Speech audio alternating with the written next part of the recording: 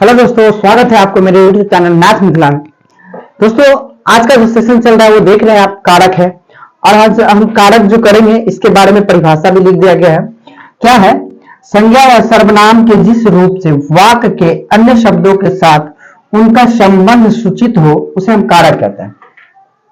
दोस्तों, इसका कहने का मतलब ये हुआ कि इसका जो संबंध हो रहा है संज्ञा या सर्वनाम के जिस रूप से वाक्य के अन्य शब्दों के साथ उनका संबंध सूचित हो उसे हम कारक कहते हैं। मतलब ये हुआ, इसका अर्थ ये हुआ कि इस संज्ञा या सर्वनाम के आगे विभक्तियां चीन जो लगती है में के से, ये विभक्तियां चीन जो लगती है ना, विभक्तियां, उसे ही कारक कहते हैं। उसे कारक कहते हैं। समझ रहे बात?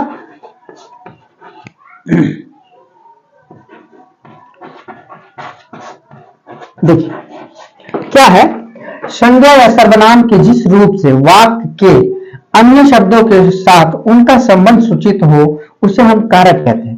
मतलब ये कि इस संज्ञा या सर्वनाम के बाद जो ने, के, से, ये हम आपको विभक्ति चिन्ह अभी करवाएंगे। चलिए विभक्ति चिन्ह, ये परिभाषा को स्क्रीनशॉट ले लीजिए, हम आपको विभक्ति चिन्ह करवाते हैं।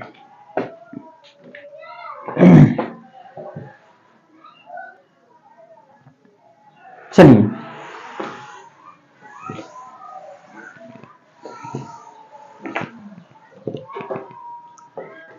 अब हम आपको विभक्ति चिन्ह करते हैं। एक तरफ देते हैं कारक और एक तरफ विभक्तियां चिन्ह, जिसे हम कहते हैं विभक्ति चिन्ह।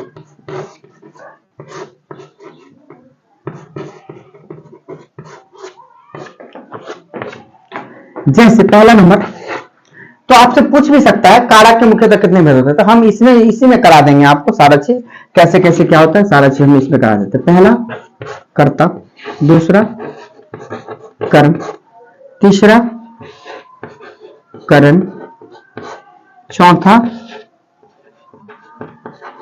संप्रदान, पांचवा आपादन, छठा संबंध, सातवां अधिकरण,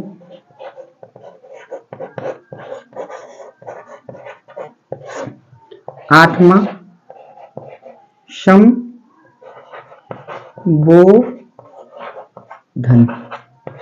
देखिए क्या है, कारक के मुख्यतः कितने भेद? कर्ता, क्रम, करण, संप्रदान, आपादान, संबंध, अधिकरण, संबोधन। ये 8 विभक्तियां हैं कारक की। कारक के मुख्यतः कितने भेद होते हैं? तो 8 भेद होते हैं।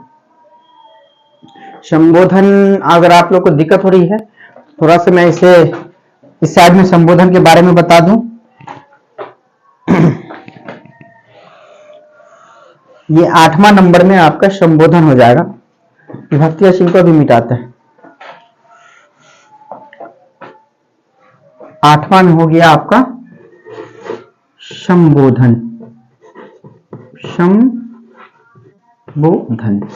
ठीक है। अब चलिए शब्द का हम विभक्ति चिन्ह लिखते हैं। क्या लिखते हैं? विभक्ति चिन्ह। इसका होता है ने को, करण से, संप्रदान को के लिए, आपादान से, संबंध का के, की, रा, रे, री, अधिकरण में, पे, पर, संबोधन हे, अरे, अहो, अजी, ही। ठीक है। क्या है? कर्ता ने क्रम को, करण से, संप्रदान को के लिए, आपादान से, संबंध का के, की, रारेरी, अधिकरण में, पे, पर, संबोधन हे, अरे, अहो, अजी, ही। ये आपका हुआ विभक्ति चिन्ह। जल्दी से स्क्रीनशॉट ले लीजिए, फिर हम परिभाषा पे और डिफिनेशन ऑप्शन के साथ एग्जाम्पल के साथ आपको सारा चीज बताएंगे। इसे जल्दी से स्क्रीनशॉट ले लीजिए और इसे याद करना है दोस्तों। आपसे ऑप्शन में आ सकता है, ये क्वेश्चन आता है कि करण कारण का विभक्ति चिन्ह बताइए, तो करण से। संप्रदान का विभक्ति चिन्ह बताइए, तो को के लिए। अपदान से।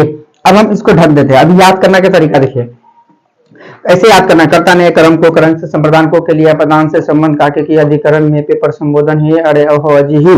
ऐसे आपको भी याद करना है। कैसे? एक बार कैसे याद करेंगे, एक बार पहले कारक याद करेंगे, उसका विभक्ति। कर्ता ने कर्म को, करण से, संप्रदान को के लिए, अपदान से, संबंध काके की, अधिकरण में, पेपर, संबोधन है, अरे अहो अजी ही। इतना चीज आपको याद करना है दोस्तों। अब जो हम जो इस पे वाक्य बताएंगे, आपको जो एग्जाम्पल देंगे, वो सारा एग्जाम्पल आपको एग्जाम में ऑब्जेक्टिव क्वेश्चन में मिलने को देखने को मिलेगा। और ये भी आपको क्वेश्चन आ सकता है, से किस कारक का विभक्ति चिन्ह है। क्या पूछेगा? से किस कारक का विभक्ति चिन्ह है। अब यहाँ पे आप कंफ्यूजन में कर लेंगे कि हो सकता है अपादान भी, हो सकता है करण भी। दोस्तों अगर अपादान दिया रहेगा तो करण नहीं रहेगा, क्योंकि से जो है दोनों में है, लेकिन ये दोनों का काम अलग अलग है। ये काम अलग अलग कैसे है, हम आपको आगे बता रहे हैं कि कैसे कैसे सबका काम अलग अलग करेंगे। दोनों सेम सेम है, लेकिन इसमें भी को है, इसमें भी को, इसमें के लगे लगा है, लेकिन इस को का दोनों का अलग अलग काम है, सबका काम अलग अलग है। ठीक है, चलिए अब हम इसे मिटाते हैं। अब इसे समझ में आ गया होगा कि ये विभक्ति चिन्ह है, ये कारक हो, इसके सामने वाला जो भी है ये विभक्ति चिन्ह है। आपको इसे याद कर लेना है, ये आपको ऑब्जेक्टिव में आने वाला है। क्या पूछेगा? करण का विभक्ति चिन्ह बताया, तो करण से। संबोधन का विभक्ति चिन्ह होता है संबोधन, संबोधन हे, अरे अहो अजी ही। उसमें से कुछ भी डाल सकता है, आपको बताना पड़ेगा। ठीक है, चलिए अब हम इसे एग्जाम्पल के साथ, परिभाषा के साथ सारा चीज को समझेंगे। चलिए अब मिटाते हैं। पहला है आपका कर्ता।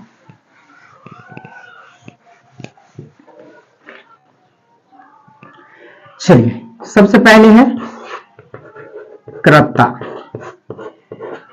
जो काम करता हो, काम करता हो उसे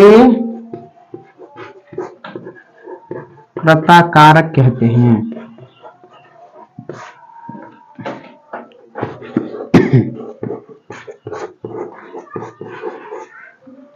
क्या है? जो काम करता हो उसे कर्ता कारक कहते हैं। अब आता है एग्जाम्पल कि राम आम खाता है,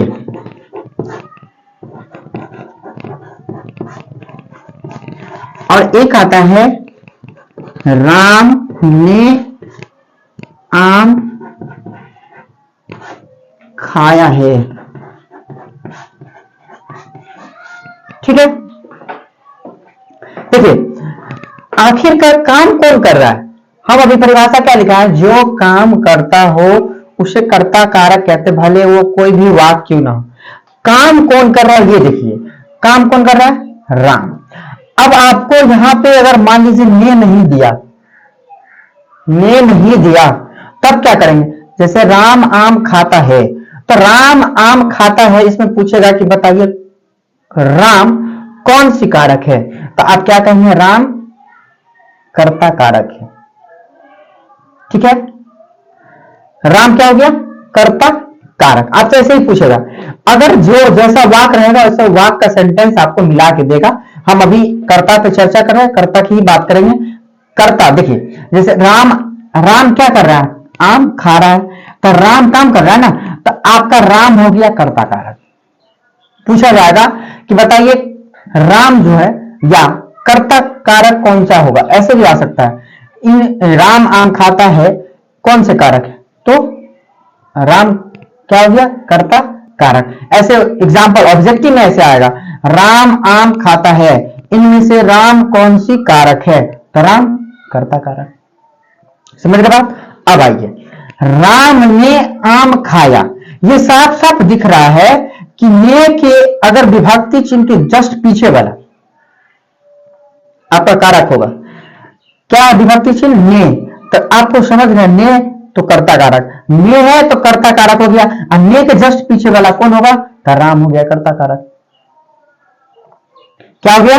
ने के जस्ट पीछे वाला, और ने देखना है कि ये क्या है, ने कर्ता में ने है, कर्ता ने कर्म को, तो कर्ता ने के जस्ट पीछे वाला आना है राम, तो राम हो गया आपका कर्ता कारक। ऐसे पूछेगा राम ने आम खाया है, कौन सी कारक, तो आपको याद रखना है कि ने लगा है कर्ता कारक होगा, ठीक है। और अगर इसी में पूछ दे राम ने आम खाया है, इसमें से कर्ता कारक कौन है, ठीक है, तो आप ऑप्शन में रहे राम, श्याम, आम, कुछ भी रहे, तो जो राम है ने के जस्ट पीछे वाला राम, तो राम हो गया आपका कर्ता कारक। समझ रहे बात? आई होप इसे समझ में आ गया होगा। अब हम आगे देखते हैं।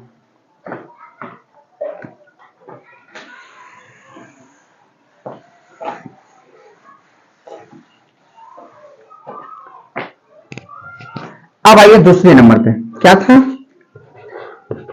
कर्म कारक। क्या था? कर्म कारक। चलिए देखते हैं, कर्म कारक को देखते हैं। जिस पर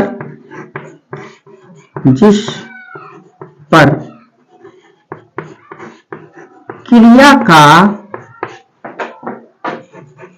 फल पड़े,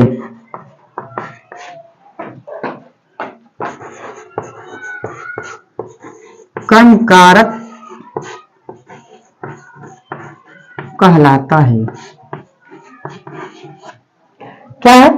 जिस पर क्रिया का फल पड़े, क्या है? जिस पर क्रिया का फल पड़े उसे कर्म कारक कहते हैं। आइए एग्जाम्पल को देखते हैं। जैसे राम ने रावण को मारा। देखिए अब क्या कह रहा है?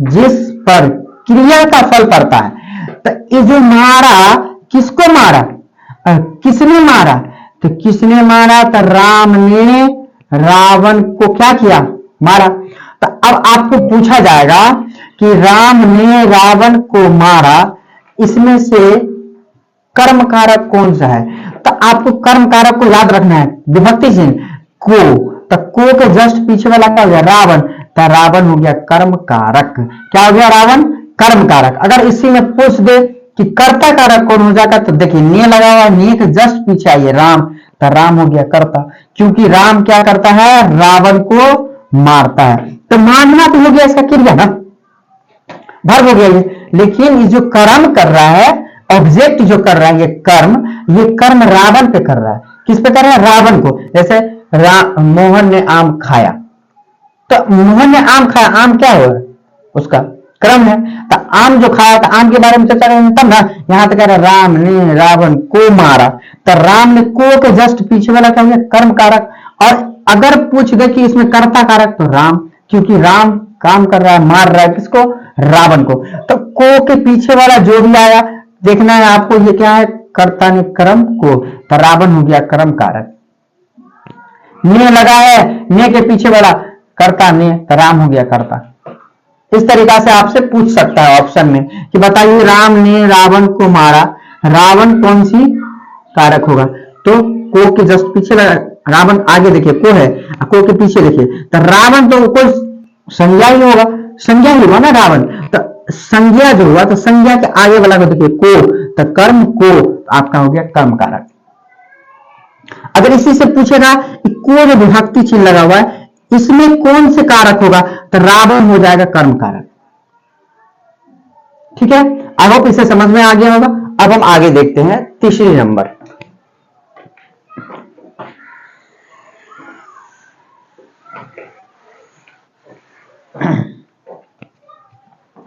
तीन नंबर में देखिए क्या था, करण। करण मतलब क्या होता है, करण का परिभाषा होता है जिससे काम हो, जिससे काम हो। देखिए मतलब जिससे काम हो उसे हम करण कारक कहते हैं,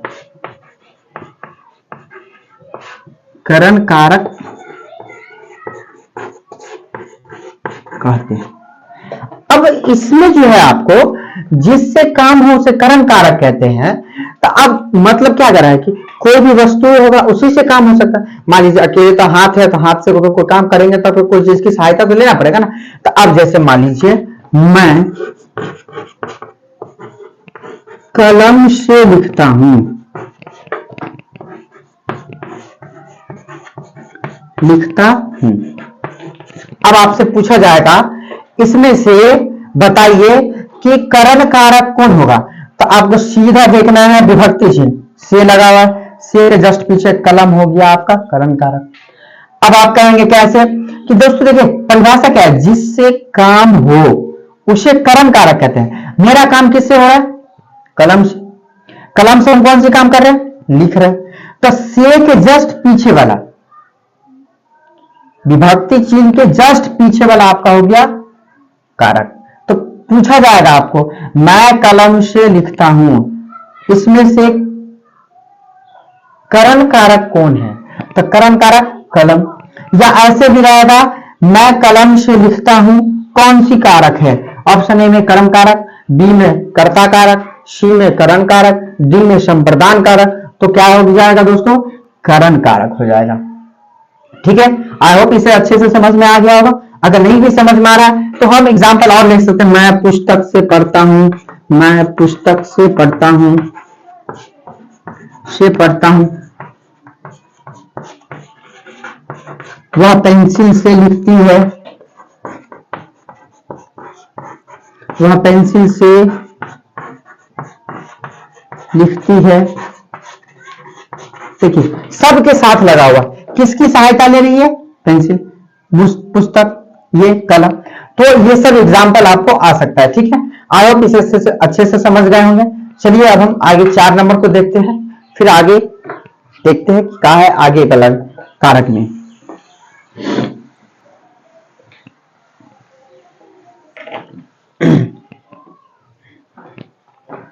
चार नंबर है संप्रदान कारक। संप्रदान कारक अच्छे से बिंदु दे दीजिए। जिसके लिए कुछ किया जाए, जिसके लिए कुछ किया जाए उसे संप्रदान कारक कहते हैं।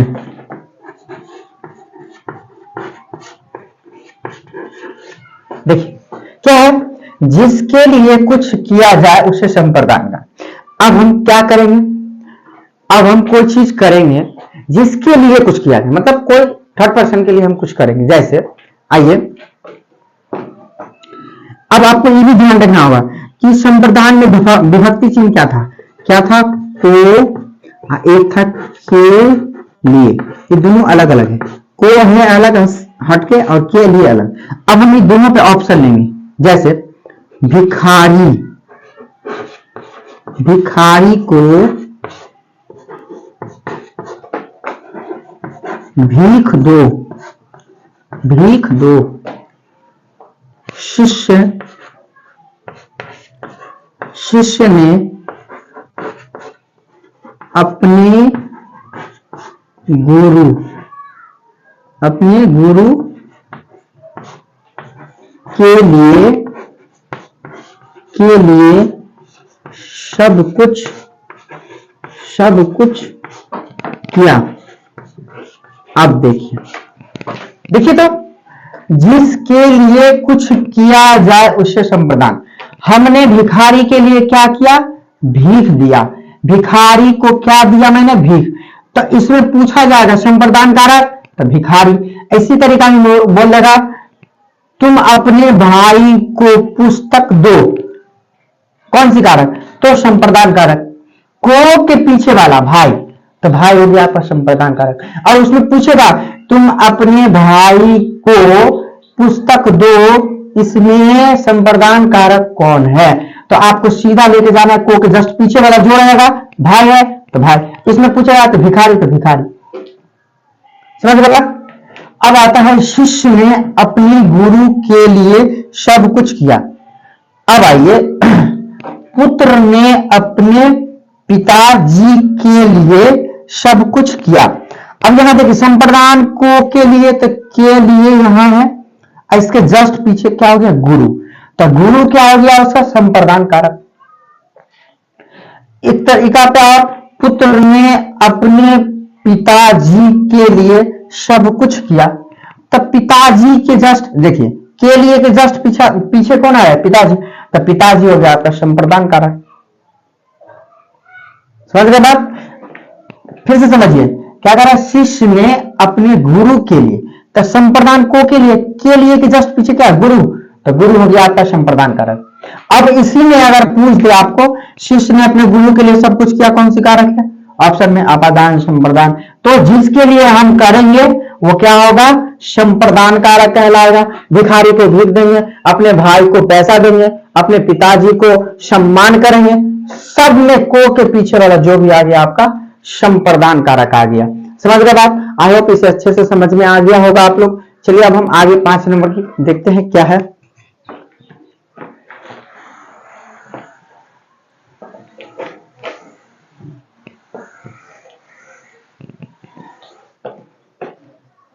अब देखिए 5 नंबर,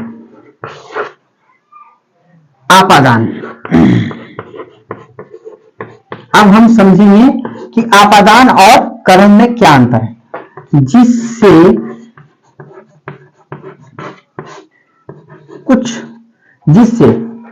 वस्तु को अलग किया जाता है, वस्तु को अलग किया जाता है, क्या कहलाता है, आपादान कारक।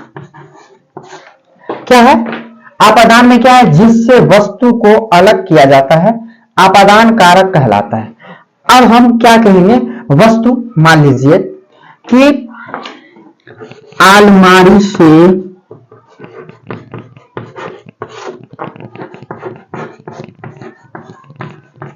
पुस्तक लाओ, पेड़ से पत्ते गिरते हैं। देखिए कोई वस्तु है, उससे हम उसको अलग कर रहे हैं, क्या कर रहे हैं हम, अलमारी से क्या निकाल रहे हैं, पुस्तक, इस अलमारी से हम पुस्तक को क्या किया, अलग कर दिया। पेड़ से पत्ते गिरते हैं, पेड़ से इस पत्ता को क्या हुआ, अलग हो गया। अब हमसे क्या पूछे, जिससे वस्तु को अलग किया जाए, ये वस्तु हो गया, इसको हम क्या कर दे, अलग कर दिए। तो अब से आपसे पूछा जाएगा अलमारी से पुस्तक लाओ, अलमारी से पुस्तक लाओ में आपादान कारक कौन है, तो आपादान से, तो से के जस्ट पीछे वाला अलमारी हो गया आपादान। पेड़ से पत्ते गिरते हैं, से के जस्ट पीछे पेड़, आपादान कारक। आपको एग्जाम्पल और ऑप्शन कैसा आएगा ये देखिए, जैसे आपसे पूछ देगा पेड़ से पत्ते गिरते हैं कौन सी कारक है, तो आपादान कारक, सिंपल सा, आराम से मार देंगे। अलमारी से पुस्तक लाओ कौन सी कारक, आपादान कारक। अब आप इसे अच्छे से समझ में आ गया होगा। चलिए अब हम आगे 6 नंबर को देखते हैं।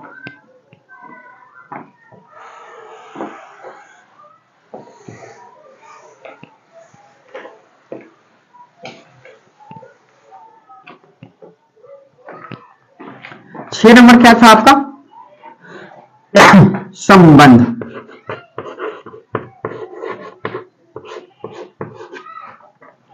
जिससे क्या हो, जिससे संबंध सूचित हो, क्या हो, संबंध सूचित हो,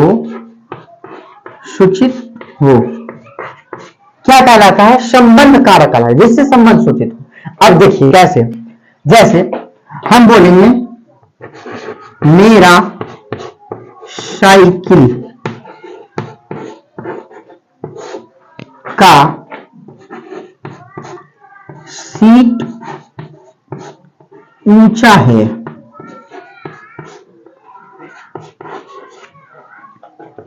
रहीम का मकान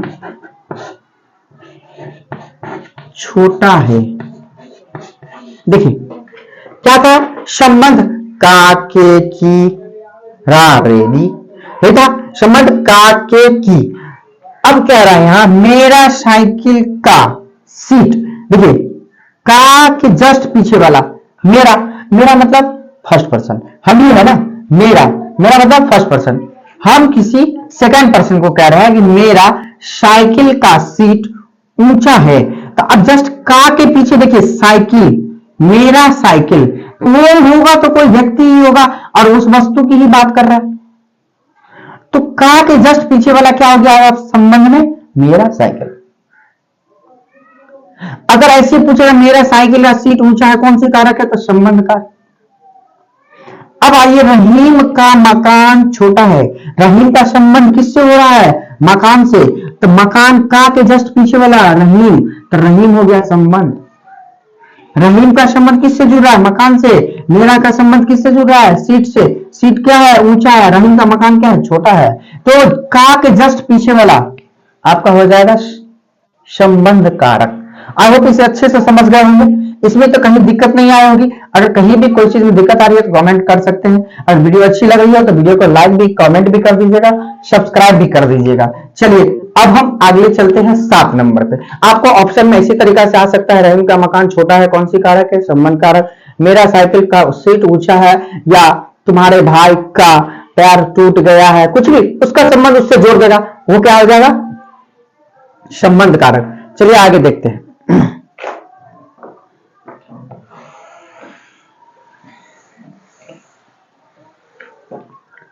अब आगे है आपका अधिकरण। क्या है, अधिकरण,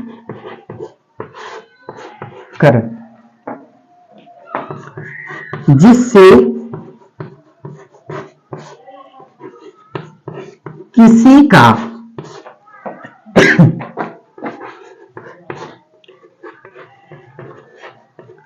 आधार जाना जाए। क्या है, जिससे किसी का आधार जाना जाए उसे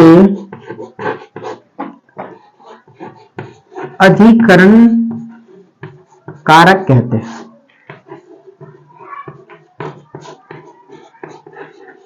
देखिए क्या है, जिससे किसी का आधार जाना जाए उसे क्या कहते हैं, अधिकरण कहते हैं। अब हम कैसे समझेंगे, आधार मतलब क्या, बेस।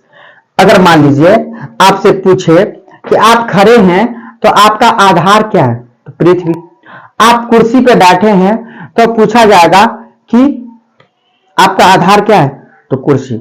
इसी तरीका से एग्जांपल लेते हैं हम, मोहन घोड़ा पर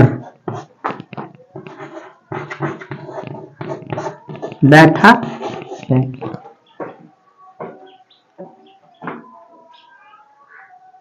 हो गया, मोहन घोड़ा पर का देखिए संबंध घोड़ा से, तो पर मतलब उसका आधार, पर मतलब आधार, क्या कर रहा है, बैठा है।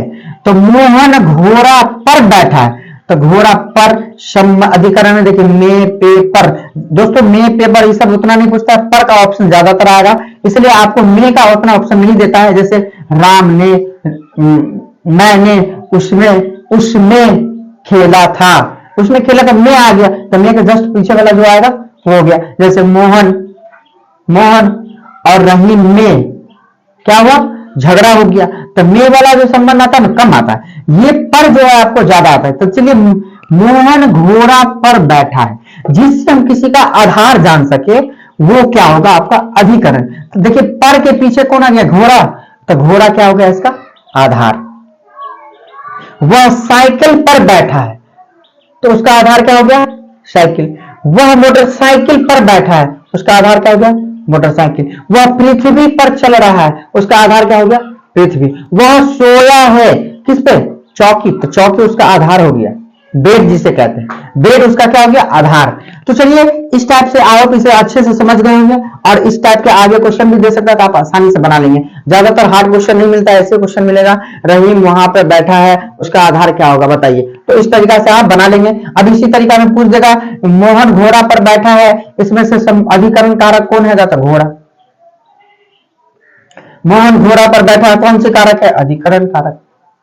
ठीक है, आप इसे समझ गए होंगे। चलिए अब हम लास्ट 8वीं नंबर जो है संबोधन।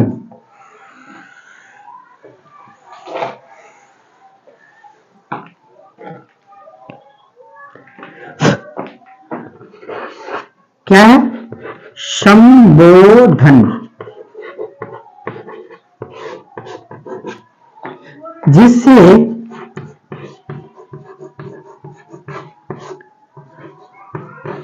किसी को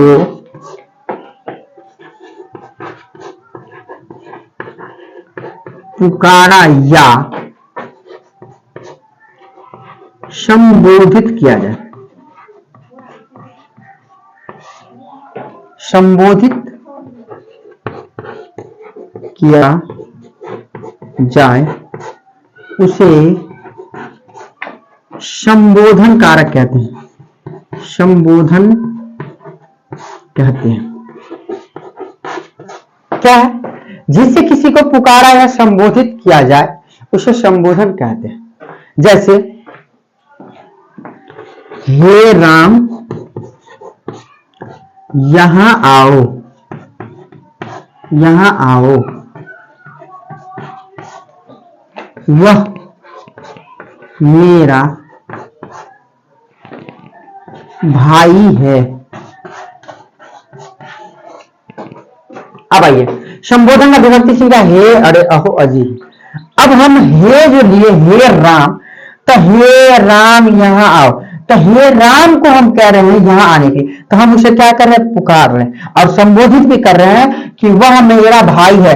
हम किसी की ओर संकेत करके कहते हैं तो हम उसे संबोधित कर रहे हैं कि वह जो लड़का खड़ा है वो मेरा भाई है, हम इसे संबोधित कहते हैं। अब पुकारना मतलब हम किसी को कहते हैं हे राम, इज्जत से, हे राम यहाँ आओ, किसी को पुकार रहे हैं, ए लड़का यहाँ, तो ये होगा पुकार, और हम उसी को इज्जत से पुकारना, संबोधित करके बुलाएंगे, हे राम यहाँ आओ। जैसे हम अपने भाई को कहते हैं अमन, कुछ भी नाम लेके यहाँ आओ, तो उससे क्या होगा, संबोधित किए। अब पुकारना मतलब कुछ भी हम लड़का का नाम लेंगे, कोई लड़का का नाम लेंगे, जैसे यहाँ दिएगा हे राम, इसे इज्जत से बुलाएगा, हे राम यहाँ आओ। इसी में क्या होगा, संबोधित किया, किसको, राम को, किसको, राम को।